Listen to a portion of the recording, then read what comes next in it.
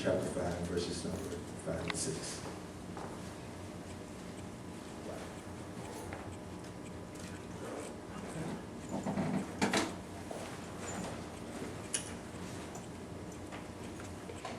I am reading out of my Hebrew Bible, so just follow along with me in the version that you have.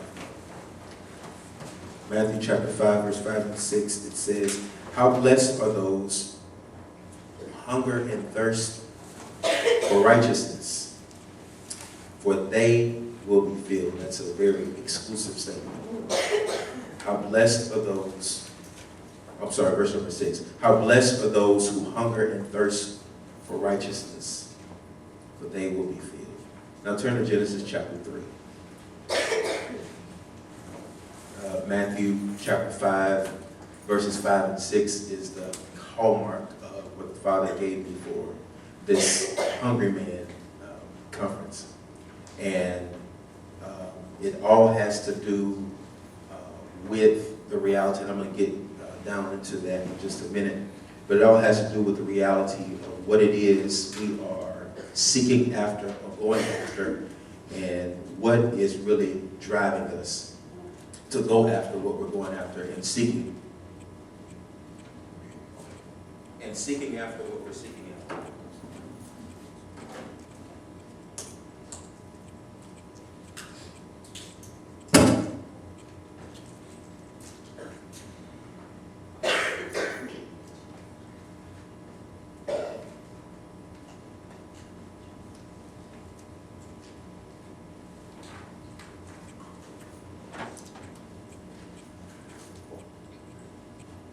Amen. So Genesis chapter 3, let's go there, because I want to go and try to deal in this spot of what took place in Genesis chapter 3. And let's look at verse number 6. And I'm not going to be here. I know I'm not going to finish this, but I'm going to try to get as much of this as I possibly can. So I'm going to try to finish it. I'm just going to give you as much as I can in the time that I have. Genesis chapter 3, look at verse number 6.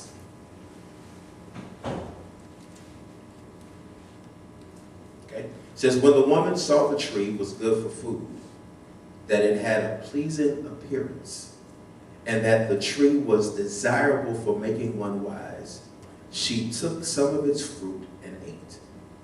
She also gave some to her husband who was with her, and he ate.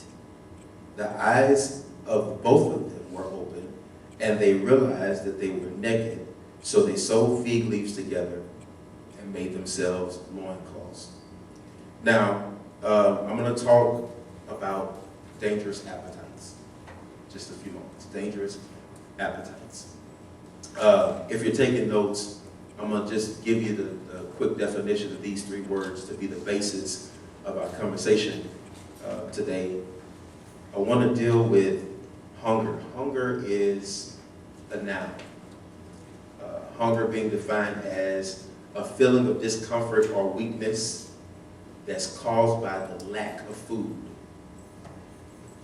It is coupled with the desire to eat. So when you think about hunger in a nutshell, hunger is sort of a normal emptiness. It comes along, it's natural. Hunger is something that's natural to our functionality, to our operation, even just on a natural. What I'm going to be doing is I'm going to be talking about natural food, but kind of drawing some parallels for you to the spiritual side. So when we look at hunger, hunger in the sense of a noun means a feeling of discomfort that's caused by lack of food, which creates the desire to eat. To hunger, as it relates as being a verb, it means to possess a strong desire for something. Okay? So on the sense of the noun, it is a feeling of discomfort because I'm empty, because I have a spot in my stomach that I need to feel. So I'm hungry because there is an emptiness, a normal, natural emptiness. Okay? Appetite is the desire to satisfy a bodily need, or watch this, a strong desire or liking for something. A strong desire or liking for something. Okay, and the third word I want to define is the word craving. It is a longing or a yearning or a deep passion. So on the basis of those three words, I want to kind of deal with the issue of dangerous appetites. Because we understand and know on the natural side that what we are consuming is either benefiting us, or it's causing our health to increase, or it's causing our health to decline. That's on the natural side. People who have a steady diet of Twinkies and Coca-Cola and Doritos and all that kind of stuff like that, often are given to the taste or the flavor of what they're eating. And so a lot of times people get into eating not for the nutrition, people get into eating for the flavor. So you have to understand, hunger is natural. It is natural for us to be hungry because hunger is telling your body it's time for you to eat. Okay? So you can have some nutrients that come out of the food so that you can benefit from what you're actually getting ready to consume. On the natural side, hunger is telling you. So there's nothing wrong with hunger. Hunger is essential. The problem is how we handle our hunger. Because it's necessary for us to eat, but there are some stuff that we find ourselves eating that's not necessary. We don't eat it because it's nutritious. We eat it because we like the way it tastes. That has to do more with our appetite. Okay? That's on the natural side. But however, on the spiritual side, we have also been built with a natural hunger. We have been built with a natural, normal emptiness that comes with our spiritual life. So it's necessary, and there are moments and times where we want to feel that emptiness that we have. A lot of times people tend to go to other things to try to feel the natural, spiritual emptiness or void that exists there, only to be disappointed at the fact that you are not finding something that is filling. According to the text that we have here in Matthew chapter 5, he says the one who is going to get the experience of being filled is only the person who is hungry for the right thing. So if I'm hungry for anything else other than righteousness, everything else I can get, and watch this, sometimes you can eat and you can be full of junk and still be malnutrition. You can still experience malnutrition because what you are consuming is not bringing nutrition to your body. What you are consuming is really harming you more than it is hurting you. And so on the spiritual side, with that emptiness that we have, a lot of times we pursue so many different things to try to fill that natural void or hunger that we have, because again, there's nothing wrong with being hungry. But what are you going to eat when you're hungry? What are you going to feel that appetite with? Or let me ask you this question. Hunger is what makes you eat. Appetite is what determines what you eat. So whatever you have conditioned yourself to liking to eat, when you get hungry or when you feel the sense of hunger, your appetite is going to determine what you actually go to eat. Okay? So it's necessary that we look at where our appetite is, because wherever your appetite is, that is what's going to direct you or drive you toward whatever it is that you decide to eat. Your hunger tells you you need to eat, but your appetite tells you what you're going to eat. All right? So, hunger is an essential emptiness that signals us to eat. Nothing wrong with that. But how I handle my hunger is important. Turn to Luke chapter 4. Luke chapter 4. Verse number 1.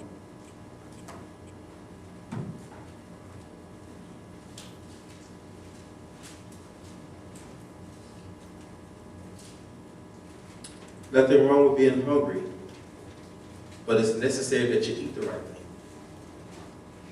Okay, Luke chapter 4, verse 1 says, Then Yeshua, filled with Ruach HaKodesh, returned to Jordan and was led by the Spirit in the wilderness for 40 days of testing by the adversary. During that time he ate nothing, and afterwards he was hungry. The adversary said to him, "If you are the Son of God, order this stone to become bread." Yeshua answered him and said, the Tanakh says, or the scriptures say, man does not live by bread alone. Now some translations will add on, man shall not live by bread alone, but by every word that proceeds forth out of the mouth. But in the origination of this text, it only says, he only said, man shall not live by bread alone. But what he was referring to is recorded in Deuteronomy chapter 8. You can write that down, look at your own time. Deuteronomy chapter 8, verses 1 through 3, where he does say, man shall not live by bread alone, but by every word that proceeds out of the mouth of Adonai. So he's making reference to this passage of what he knew or what he understood.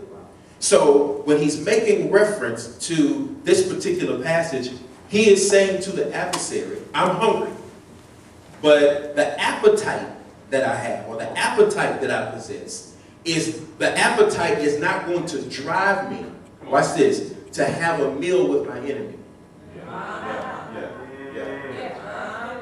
I'm not going to allow, my appetite is, in other words, the thing that I desire, the thing that I desire to do, the thing that I desire, the thing that is driving me, which is my appetite, is driving me away from the temptation to eat with you.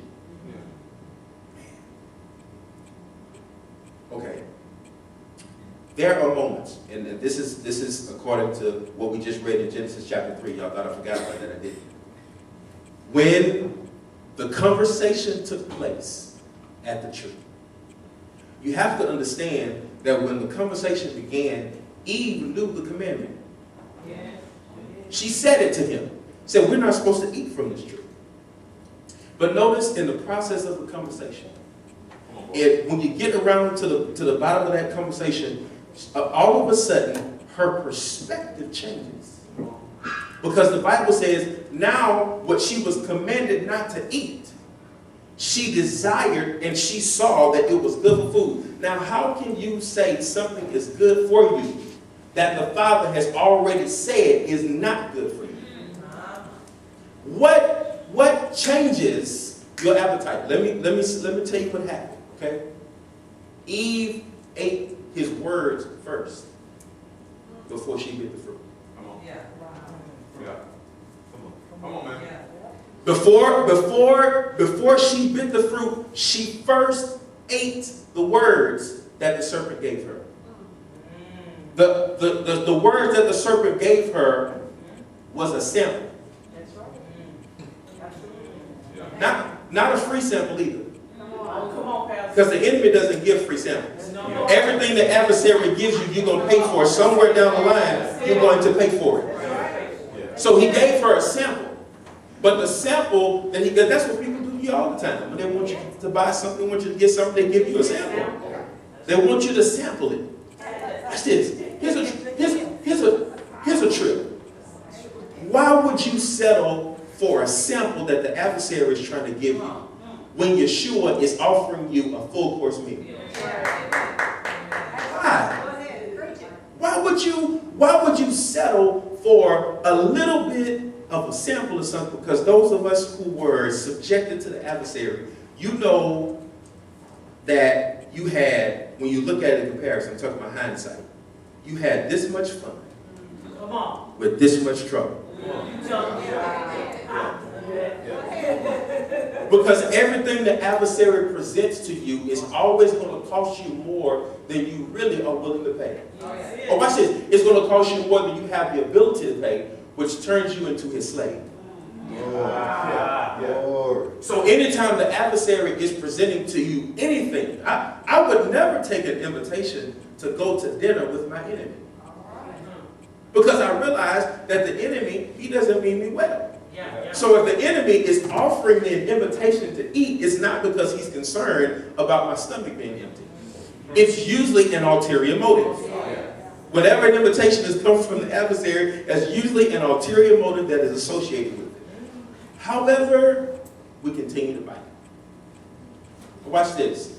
It would be something different if the adversary was giving out his samples outside of the body. Amen. Come on. But there are every day that people stand behind a desk just like this that are giving you satanic samples. Wow. And there are some people who are just gobbling up. Yes. And you have a steady diet of junk food. So you're full, but you're not nourished. That's it.